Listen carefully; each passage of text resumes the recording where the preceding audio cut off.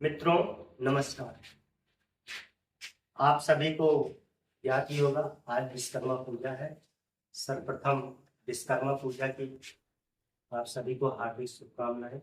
ये हमारा नया चैनल है और इस चैनल के माध्यम से हम आप लोगों को सामान्य अध्ययन से संबंधित उन सभी विषयों का अध्ययन कराएंगे जो किसी एक प्रतियोगी परीक्षाओं के लिए अत्यंत महत्वपूर्ण होते हैं।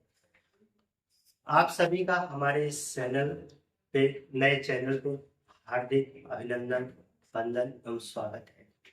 आप सभी इस चैनल के माध्यम से प्रयास हमारा ये होगा कि आपको हम सभी विषयों को सहज, सरल और सटीक भाषा में हम अपनी बातों को आप तक पहुंचाएं और आप लोगों को इसका भारी लाभ मिले।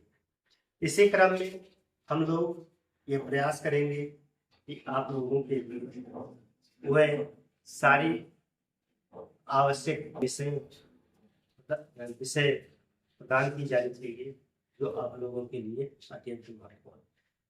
हम आपको सामान्य अध्ययन से संबंधित भारत का भूगोल, विश्व का भूगोल, भारतीय इतिहास, विश्व का इतिहास, भारतीय अर्थव्यवस्था, भारतीय राज्य व्यवस्था जैसे विषयों को सुचारू एवं अच्छे तरीके से, अच्छे ढंग से पढ़ाने का प्रयास करेंगे। आशा ही नहीं, विश्वास है कि आप लोग हमारे इस चैनल के माध्यम से अवश्य ही लाभान्वित। चलिए हम लोग देर ना करते हुए अपने विषय पर चलते हैं और एक शुरुआत शुरू करते हैं। तो हम सबसे पहले भारत का भूगोल चालू करेंगे, स्टार्ट करेंगे और भारत के भूगोल में हम लोग देखेंगे। सबसे पहले हमारा अध्याय होगा भारत की अवस्थिति एवं विस्तार। तो भारत का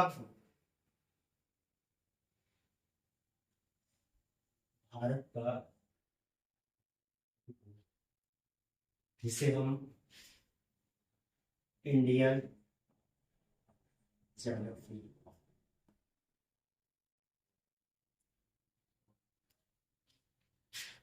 ज्योग्राफी, भारत का भूगोल स्टार्ट करेंगे। इसमें हमारा अध्याय होगा भारत की अवस्थिति एवं विस्तार। भारत की अवस्थित एवं विस्तार, भारत की अवस्थित एवं विस्तार हमारे अध्याय का नाम होगा। और इसी अध्याय में हम देखेंगे कि भारत ग्लोब पर कहाँ स्थित है।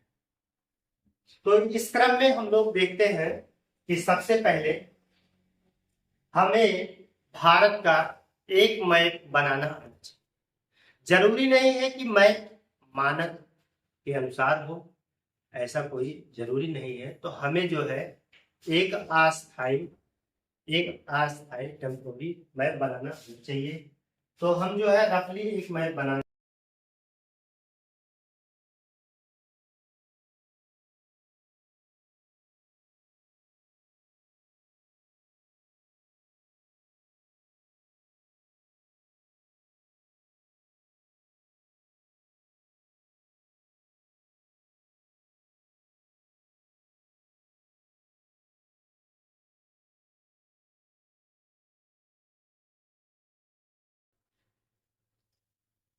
भारत का मैप एक बार में बन जाना चाहिए इस तरीके से।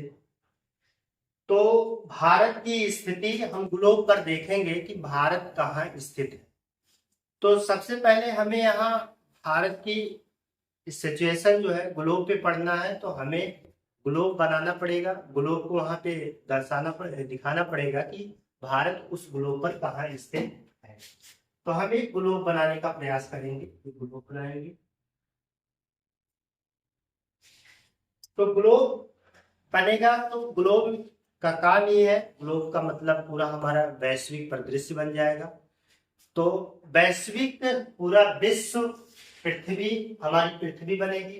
पृथ्वी पे जो है हम इसको दो भागों में बांट देंगे, ग्लोब को दो भागों में बांट देंगे, दो बराबर भागों में हम इसे डिवाइड करेंगे, विभाजित करेंगे, पृथ्वी, पूरी पृथ्वी को मध्य भाग से डिवाइड कर देंगे तो उत्तरी भाग को उत्तरी गोलार्ध कहा जाएगा, उत्तरी गोलार्ध, और नीचे वाले भाग को दक्षिणी गोलार्ध, दक्षिणी गोलार्ध नाम दिए थे।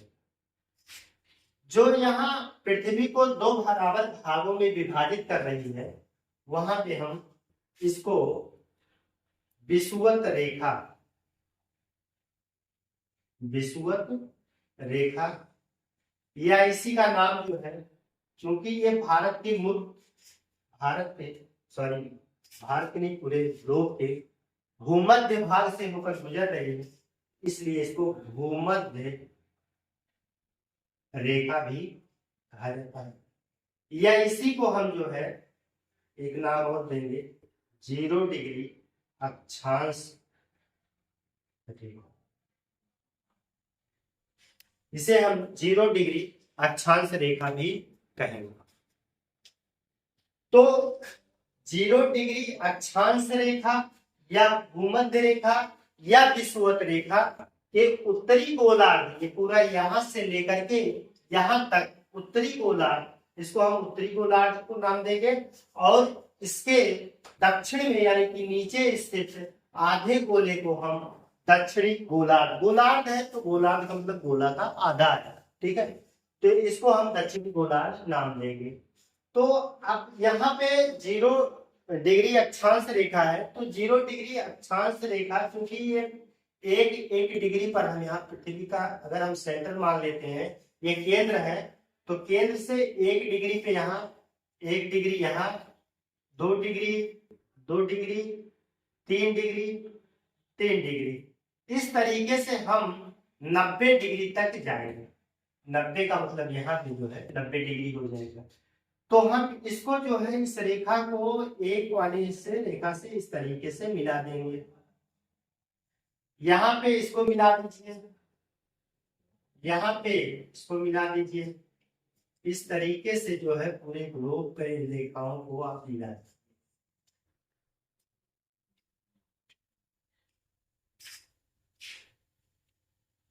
फिर नीचे इसी तरीके से, जिस तरीके से आपने उत्तर की तरफ मिलाया है उसी तरीके से दक्षिण की तरफ भी मिलाते चले जाएंगे।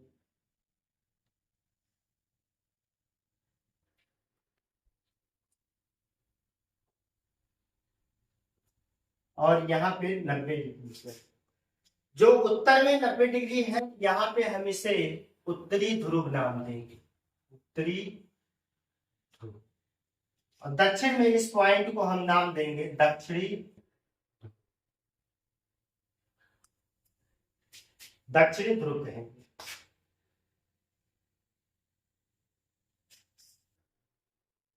दक्षिणी ध्रुव कहेंगे, दक्षिणी ध्रुव हो जाएगा, उत्तरी ध्रुव हो जाएगा।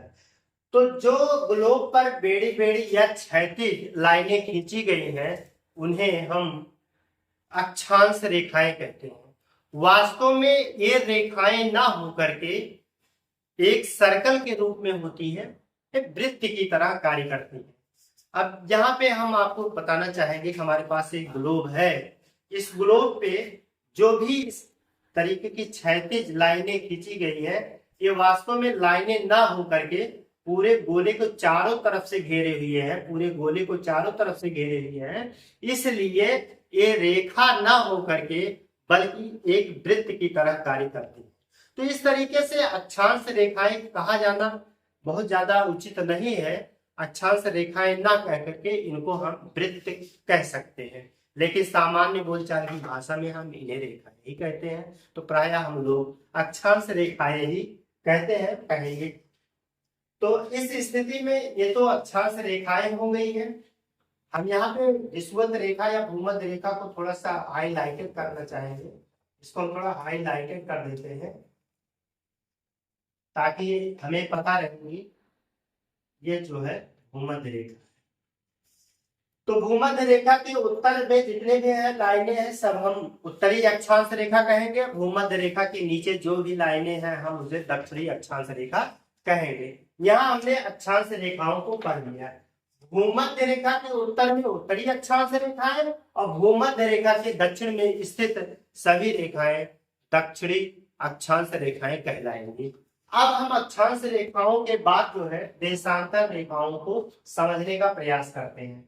तो यहाँ नॉर्थ पोल है, साउथ पोल है, ये त्रिध्रुव है, दक्षिणी ध्रुव है। तो नॉर्थ पोल को साउथ पोल से मिला देते हैं, नॉर्थ पोल साउथ पोल। उत्तरी ध्रुव से दक्षिणी ध्रुव को मिलाने वाली रेखाओं को हम देशांतर रेखाएं कहते हैं। ऐसी बहुत सारी रेखाएं होंगी। कितनी रेखाएं होंगी कुल? चूंकि पूरी ग्लोब है, पूरा ग्लोब है, तो ग्लोब को हम जो है पूरा 360 अंशों में विभाजित कर सकते हैं। तो 360 रेखाएं जो है खींची जा सकती हैं।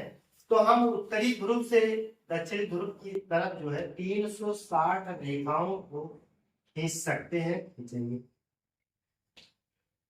इस तरीके से आप जो है 360 रेखाओं को खींच दीजिए।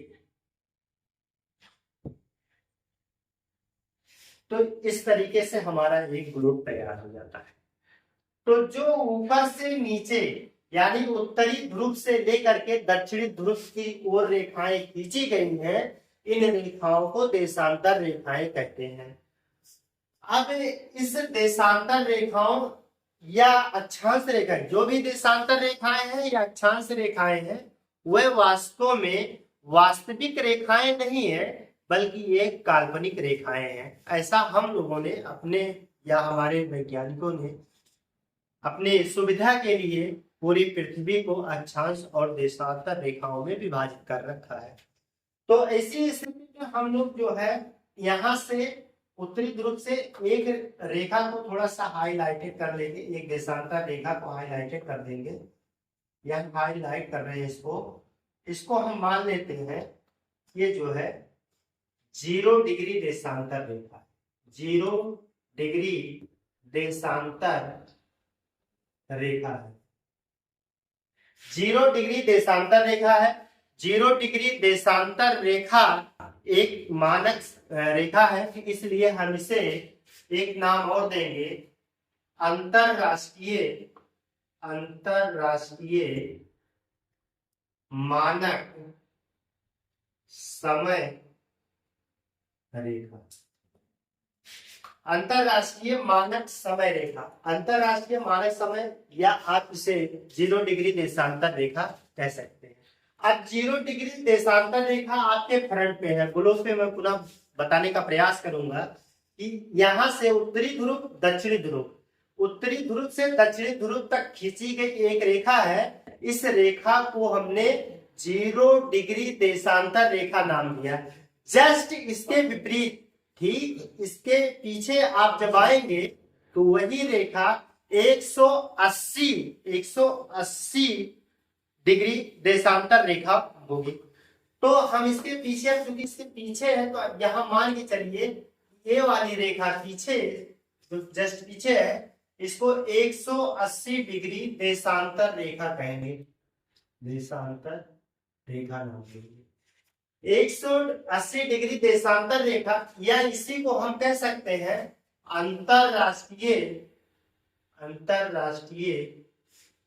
तिथि रेखा। इसी को हम अंतरराष्ट्रीय तिथि रेखा कहते हैं।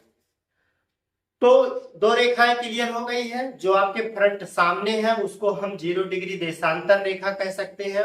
जस्ट 0 डिग्री देशांतर रेखा के विपरीत वाली रेखा को हम 180 डिग्री देशांतर रेखा नाम देंगे, या उसी को हम अंतरराष्ट्रीय तिथि रेखा कहेंगे।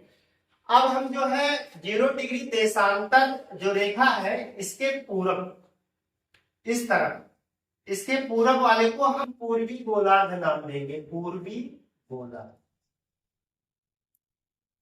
गोलार्ध। और इसके पश्चिम जो होगा तो इसको हम कहेंगे पश्चिमी गोलार्ध।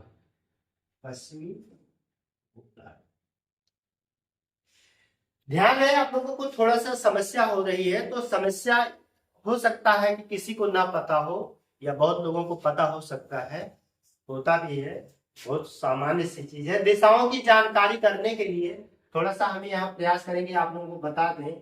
ये दिशाएं जो होती हैं 4 निर्धारित की गई हैं। ऊपर जो होता है उत्तर है, इस उत्तर के विपरीत जो है दक्षिण होता है, दक्षिण दिशा माना गया है। इधर पूरब माना जाता है और इधर पश्चिम माना जाता है। पूरब उत्तर से अगर हम 90 डिग्री घूमेंगे तो ये 90, यहां से अगर 90 डिग्री घूमते हैं तो ये 90, और यहां से अगर हम 90 डिग्री घूमेंगे 90, और यहाँ से अगर हम घूमते हैं तो ये 90। तो 90 के अंतराल पे होता है। अगर टोटल हमें देखा जाए तो 360 डिग्री हो जाता है, और पूरी पृथ्वी हमारी 360 डिग्री पर डिवाइड, 360 अंश का कोण बनाती है, ऐसा हम लोगों को पता है। तो हम लोग देखते हैं कि अब इस ग्लोब पर भारत की क्या स्थिति, भारत कहाँ स्थित है। इसके संदर्भ में हम लोग सबसे पहले भारत का मुख्य भाग का दक्षिणी बिंदु देखते हैं कि कितने डिग्री पर, कितने कोण पर स्थित है, इस चीज को हम देखते हैं। तो भारत में हम देखते हैं, अगर हम यहाँ से एक अक्षांश रेखा भारत के मुख्य भाग से गुजारे हैं तो हम देखते हैं कि ये 8 अंश 4 मिनट उत्तरी अक्षांश है, उत्तरी अक्षांश,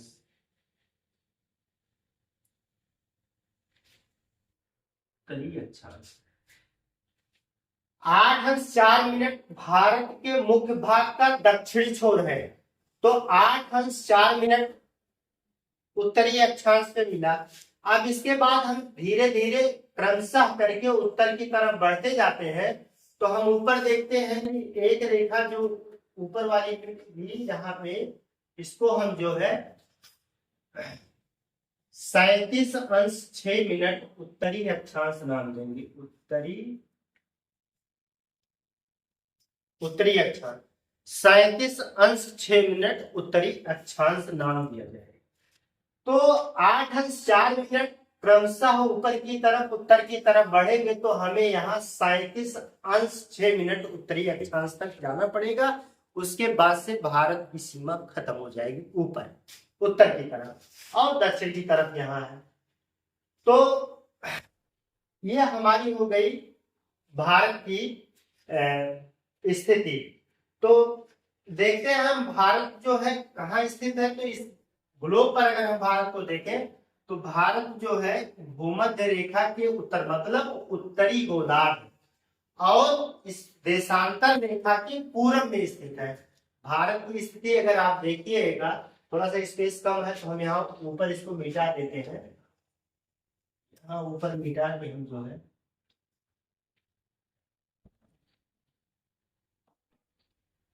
भारत ग्लोब पर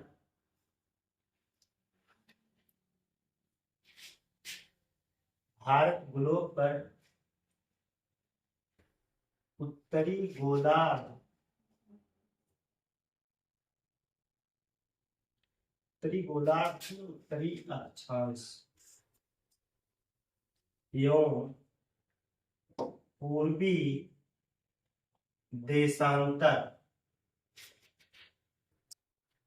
के मध्य अवस्थित। भारत ग्लोब पर उत्तरी अक्षांश एवं पूर्वी देशांतर के मध्य अवस्थित है। ठीक है, ऊपर कट रहा है, ये ऊपर थोड़ा सा कट रहा है। भारत ग्लोब पर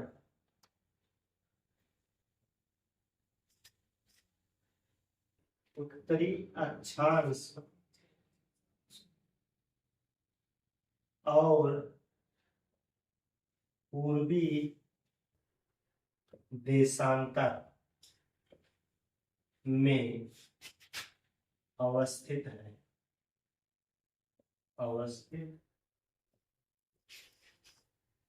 भारत ग्लोब पर अगर इसकी देखी जाए तो हम कहेंगे कि उत्तरी अक्षांश और पूर्वी देशांतर में स्थित। तो कहने का मतलब है कि उत्तरी अक्षांश मतलब भूमध्य रेखा के उत्तर में जितने भी ये क्षैतिज लाइन खींची गई है उत्तरी अक्षांश है। तो भारत यहाँ है। अब फिर कह रहा है ये सब जो ऊर्ध्वाधर लाइनें हैं ये सब देशांतर रेखाएं हैं। तो भारत जो है अगर हम इसको 0 डिग्री देशांतर मान रहे हैं और इसके दाहिनी तरफ जो है पूर्वी गोलार्ध है, तो भारत जो है पूर्वी देशांतर में स्थित है। तो भारत की स्थिति जो है कहीं न कहीं इस चतुर्थांश में है। भारत की स्थिति इस चतुर्थांश में है। अब भारत की इस चतुर्थांश में है तो कहने का मतलब हमने अगर इसको 0 डिग्री अक्षांश रेखा माना है, इसे 0 डिग्री अक्षांश रेखा अगर हमने इसे कहा है, तो अब ये 0 के बाद भारत को देखिए 1 2 3 4 5 6 7 8 मान लेते हैं कि हमें ये वाली रेखा जो है 8 अंश 4 मिनट वाली, 8 अंश हम इसे मान लेते हैं 8 अंश 4 मिनट उत्तरी अक्षांश, उत्तरी अक्षांश रेखा 8 अंश 4 मिनट उत्तरी मतलब गोलार्ध के इस भूमध्य रेखा के उत्तर में है, इसलिए उत्तरी अक्षांश अक्षांश वाली रेखा है, इसलिए हम इसे अक्षांश रेखा नाम देते हैं। अगर ये वाली 8 अंश 4 मिनट, अब 8 अंश 4 मिनट के बाद अब उत्तरी छोर उसका कहां पहुंचता है हम इसे निर्धारित करते हैं। तो हम 8 9 10 11 12 डॉट डॉट करके हम जो है पहुंचते हैं। मान लेते हैं ये वाली अक्षांश रेखा कौन सी है भैया, 37 अंश 6 मिनट उत्तरी अक्षांश रेखा, 37 अंश 6 मिनट उत्तरी अक्षांश रेखा है ये वाली रेखा। तो इसके बीच में भारत स्थित है। हमने जो है यहाँ अक्षांश रेखाओं का निर्धारण कर लिया है। अक्षांश किन किन अक्षांश रेखाओं के बीच में भारत स्थित है, तो हम कहेंगे कि भारत जो है 8 अंश 4 मिनट उत्तरी अक्षांश से लेकर के 37 अंश 6 मिनट उत्तरी अक्षांश के बीच स्थित है। तो भारत की स्थिति यही बनेगी। अब इसके बाद हम निर्धारित कर लेते हैं कि भारत जो है देशांतर किन किन देशांतरों के बीच में स्थित है। तो देशांतर, क्योंकि भारत जो है हम देख रहे हैं कि पूर्वी देशांतर या पूर्वी गोलार्ध वाले देशांतर में स्थित है।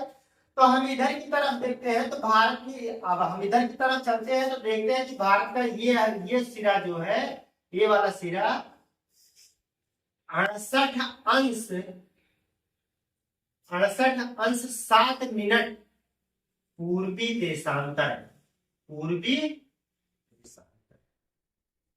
68 अंश 7 मिनट पूर्वी देशांतर है ये वाली रेखा, ठीक है। यहां से होकर गुजरेगी। फिर यहाँ पे अब हम धीरे धीरे अगर बढ़ेंगे पूरब की तरफ और बढ़ते चले, ये पश्चिमी सिरा, यहाँ से हम कनेक्ट करेंगे।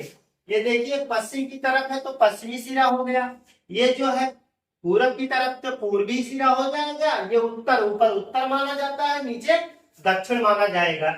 तो अब इस तरफ हम चलते हैं, अगर धीरे धीरे देखेंगे तो भारत जो है अगर इसका हम पश्चिमी छोर पूर्वी छोर देखेंगे तो यहाँ से होकर गुजरेगी और यहाँ से जो होकर लाइन गुजर रही है उसे हम 97 डिग्री 25 मिनट पूर्वी देशांतर, पूर्वी देशांतर नाम देंगे। ध्यान है, पूर्वी देशांतर कहा जाएगा, ठीक।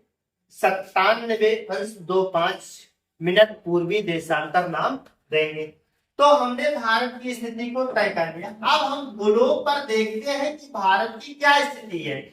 अब यहाँ हम लोग पहुंचे हैं तो ये जो है हमारा 0 डिग्री देशांतर है। कायदे से समझिए, ये 0 डिग्री देशांतर रेखा है। अब आप इसके पूरब में चलिए, तो पूरब में कहां तक चलेंगे, तो पूरब में 1 2 3 4 5 6 7 8 ऐसे करके हमें जो है कहां तक गुजरना पड़ेगा। तो हम मान लेते हैं कि हमने ये वाली रेखा पे आ गए हैं और एक और सी रेखा है, इसी का नाम है 68 अंश 7 मिनट पूर्वी देशांतर।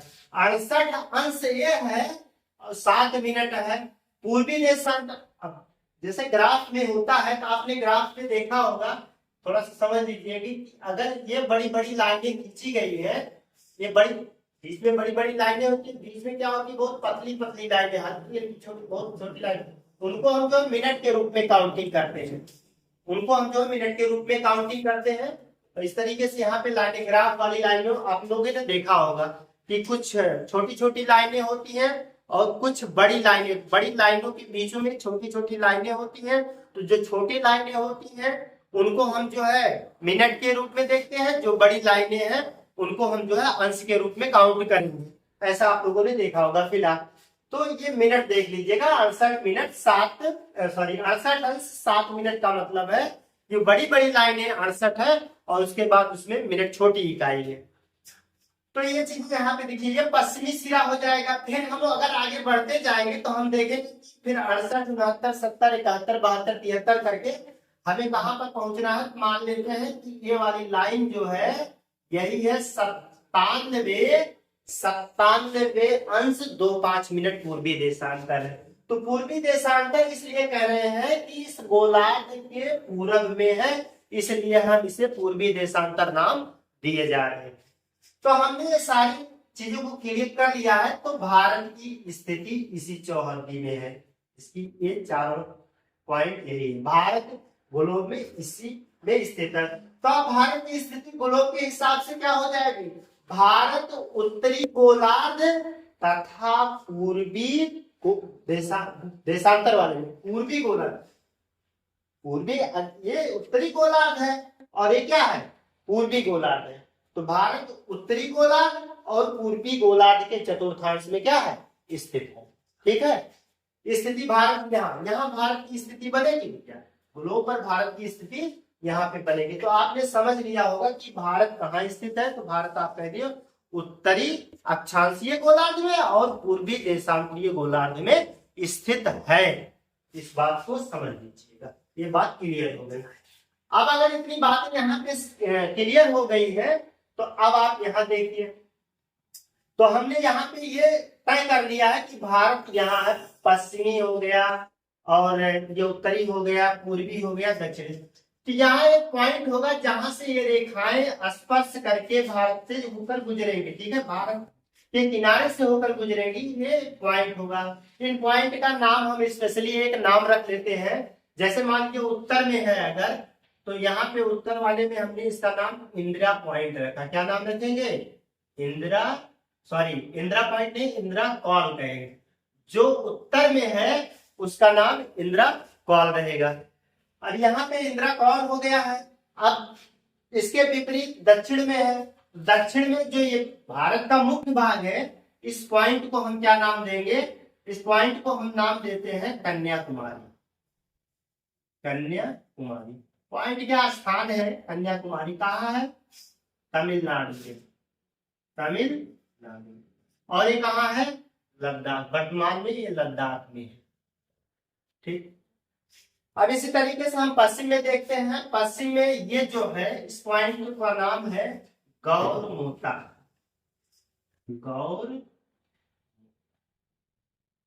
या इसी को हम गुहार मोती भी कहते हैं, गुहार। बड़ा इंपॉर्टेंट है, कई बार पूछा जाता है परीक्षा में, आप लोग ध्यान दीजिए। और इस यहाँ पे कौन सा राज्य पड़ेगा, तो आप कहिए गुजरात, गुजरात यहाँ पड़ेगा। तो गुजरात स्टेट यहाँ पड़ेगा, इसे गौरमोता या गुहार मोती नाम देते हैं। फिर हम देखेंगे पूर्वी वाला कहाँ पड़ेगा। तो आपने देखा होगा कि ये हमारा कौन सा स्टेट है, ये हमारा अरुणाचल प्रदेश है, अरुणाचल प्रदेश है, अरुणाचल प्रदेश।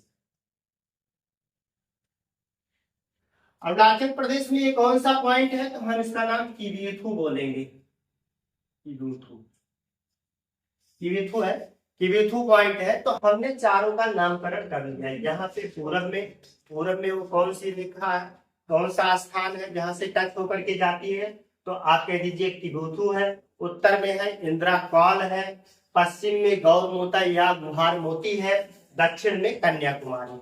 लेकिन दक्षिण में हम यहाँ पे कन्याकुमारी, ये हमारे भारत के मुख्य भाग से होकर जाती है, लेकिन हमारा दक्षिणतम पॉइंट इसे नहीं माना जाता है। दक्षिणतम पॉइंट कहाँ माना जाता है, दक्षिणतम पॉइंट मानने के लिए हमें हमारा एक द्वीपीय केंद्र शासित प्रदेश है जिसका नाम है जो है अंडमान निकोबार। तो आपने देखा होगा कि इस तरीके से 4 छोटे छोटे द्वीप है जिसका नाम अंडमान निकोबार द्वीप रखा गया। इसका नाम पूरा जो है अंडमान निकोबार है, अंडमान निकोबार, निकोबार द्वीप समूह, अंडमान निकोबार द्वीप समूह। ये हो गया है 4 में बांटा गया है। तो छोटे छोटे द्वीपों का समूह है, लगभग मान के चलिए कि 500 से अधिक द्वीप है और उन्हीं के समूहों को हमने अंडमान निकोबार नाम दिया है। तो लास्ट वाला जो है इसे हम ग्रेट निकोबार कहेंगे, ग्रेट निकोबार। लास्ट वाले को हम ग्रेट निकोबार कहेंगे। और ग्रेट निकोबार का जो दक्षिणी पॉइंट है, इस वाले पॉइंट पे एक हम अक्षांश रेखा अगर यहां से गुजारते हैं, इधर इस तरीके से गुजारेंगे, ये 6 अंश 4 मिनट से होकर गुजरेगा। मतलब ये वाला पॉइंट जो है 6 अंश 4 मिनट से होकर गुजरेगा। 6 अंश 4 मिनट उत्तरी अक्षांश, उत्तरी अक्षांश कहेंगे। 6 मिनट 4 अंश। तो 6 मिनट 4 अंश कहां से? तो यहाँ निकोबार है, निकोबार का दक्षिणी जो सबसे दक्षिणतम द्वीप है उसका नाम है ग्रेट निकोबार। तो ग्रेट निकोबार यहाँ एकदम भारत का दक्षिणतम स्थान है, इसलिए इसी को भारत का दक्षिणतम बिंदु भी माना जाता है। तो भारत का दक्षिणतम बिंदु अगर माना जाता है तो इसका कोई विशेष नाम भी रखा जाएगा और इसका नाम क्या रखा गया है? इंदिरा पॉइंट। क्या नाम रखा गया है? इंदिरा पॉइंट। इसे इंदिरा पॉइंट कहा जाता है। या इसी का क्या नाम और रखा गया है? इंदिरा पॉइंट। और इसी को पिग्मेलियन पॉइंट भी कहा जाता है। ठीक है, पिग्मेलियन पॉइंट भी कहा जाता है, पिग्मेलियन। या इसी को नाम एक और रखा गया है जिसे पार्सन पॉइंट भी कहा जाता है, पार्सन पॉइंट। तो 3 नाम है इसे। पार्सन पॉइंट भी कहा जाता है, पिग्मेलियन पॉइंट भी कहा जाता है और इंदिरा पॉइंट भी कहा जाता है। तो 3 नाम है, तीनों नाम से प्रश्न बनाए जा सकते हैं। तो विशेष रूप से ये ध्यान रखिएगा कि भारत का ये दक्षिणतम बिंदु है। तो भारत का उत्तरतम बिंदु ये हो जाएगा, उत्तरतम बिंदु। तो आप कह दीजिएगा कि उत्तरतम बिंदु ये है इंदिरा कॉल। भारत का सबसे पूर्वी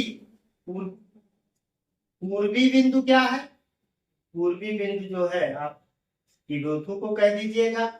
भारत का जो पूरा ये पश्चिमी बिंदु है, पश्चिमी बिंदु। तो पश्चिमी बिंदु का क्या नाम है? तो आप भानुमती कह दीजिएगा।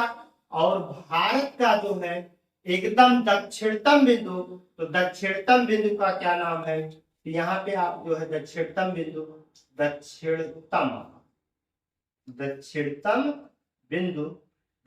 बिंदु को आप जो है इंदिरा पॉइंट, पिग्मेलियन पॉइंट या पार्सेक पॉइंट कह सकते हैं, कहते हैं।